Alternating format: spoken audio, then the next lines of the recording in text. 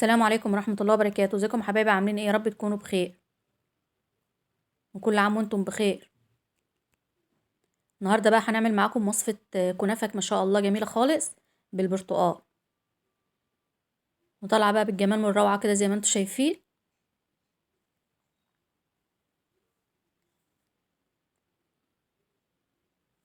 وطعمها كان تحفة بصراحة.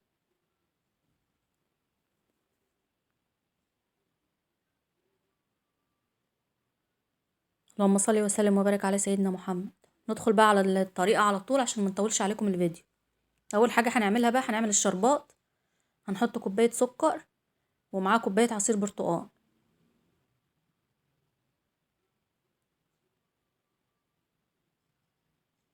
هنقلبهم تقليبة كده ونرفعهم بقى على النار يستوي. يغلوا حوالي 10 دقايق كده ونطفي عليهم. انتوا عارفين ان الشربات بتاع الكنافة بيبقى تقيل. هنا بقى جبت الكنافة، انا عملتها كده في الكبة، كانت عندي في الفريزر وفرمتها يعني في الكبة عشان عايزاها ناعمة كده.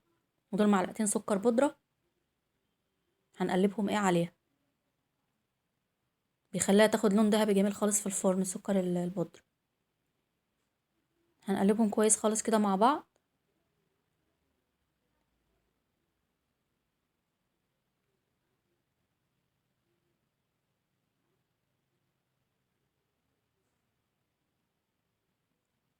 نقلبهم كويس عشان كل حبات الكنافة تتغلف بالسكر.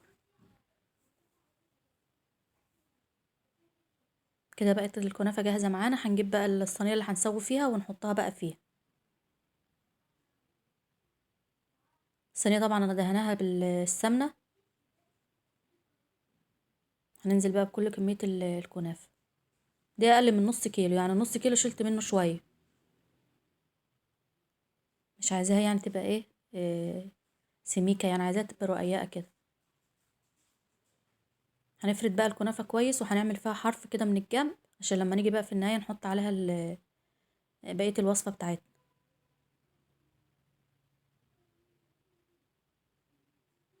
نعمل حرف بقى كده على حرف كده الصينية.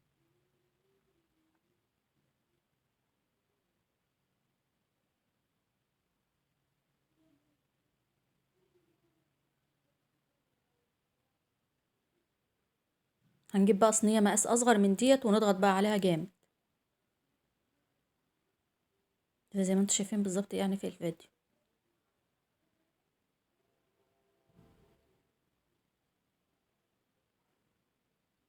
كده بقى ما شاء الله بقت جاهزة معانا. نحط بقى عليها السمنة بتاعتنا.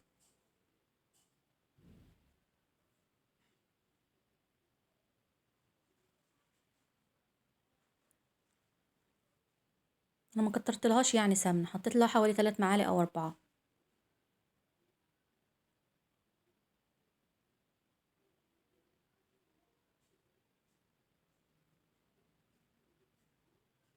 هنا بقى الكنافة بقى بقت جاهزة. هندخلها بقى الفرن على درجة حرارة عالية ونطلعها بقى ان شاء الله نوريها لكم. هنعمل بقى الكريمة اللي هنحطها عليها. نحط معلقتين نشا وثلاث معالق سكر. اللي حابب يزود سكر يزود، بس انا حبيت نقلله، يعني 3 معالق كفاية على كوباية العصير البرتقال. ودي كوباية عصير برتقال. هنقلبهم بقى كويس ونرفعهم على النار لحد ما تبقى معانا زي الكريمة كده. نوريها لكم بقى ان شاء الله لما تجهز زي المهلبية. بصراحة كانت طعمها جميل خالص، والريحة بقى ما شاء الله كانت قلبة ريحة الشقة من الشربات والمهلبية. كلها كانت ريحتها برتقال. هنا بقت جاهزة خلاص معانا. هنسيبها بس تهدى شوية تكون صينية الكنافة طلعت من الفرن.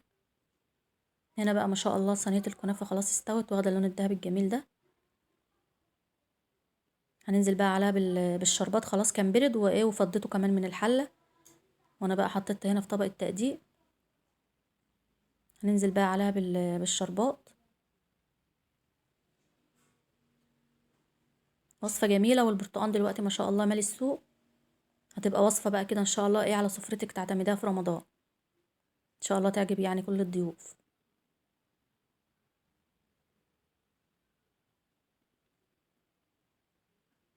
وانتوا برضو حطوا الشربات حسب يعني اللي انتوا الحاجة المسكرة اللي انتوا حابينها.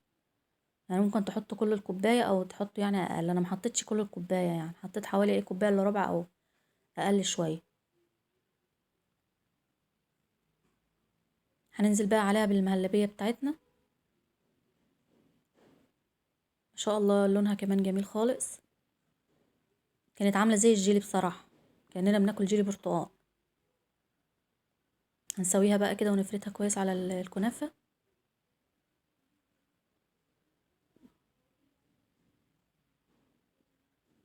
هنزينها بقى بأي اي مكسرات موجودة عندكم.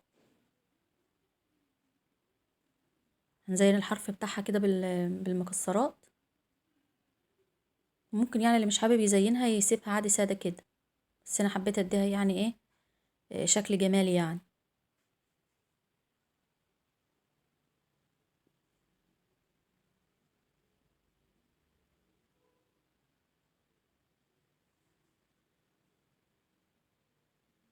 هنا بقى بعد ما خلصت كل التزيين بتاع المكسرات هنحط بس شريحتين برتقان كده بس في النص، بالشكل الجميل بقى كده زي ما انتوا شايفين. كده بقى كانت خلاص صينية الكنافة بتاعتنا خلاص جاهزة. ان شاء الله بصراحة كانت روعة. هنقطعها بقى كمان معاكم عشان تشوفوها كمان وهي في الطبق من قريب.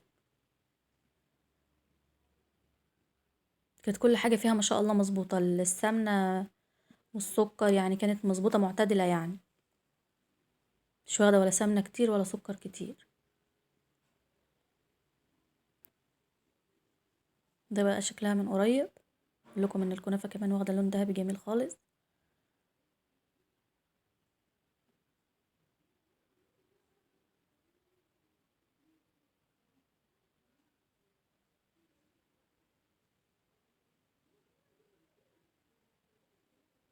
هندوقها كمان معاكم.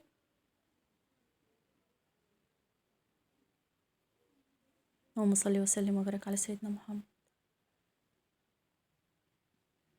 كانت روعة بصراحة. بتمنى بقى ان شاء الله الفيديو بتاع النهاردة يعجبكم، وتجربوا الوصفة دي وتقولوا لي بقى رأيكم في التعليقات.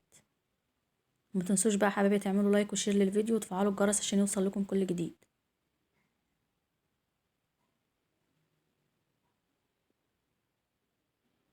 والسلام عليكم ورحمة الله وبركاته.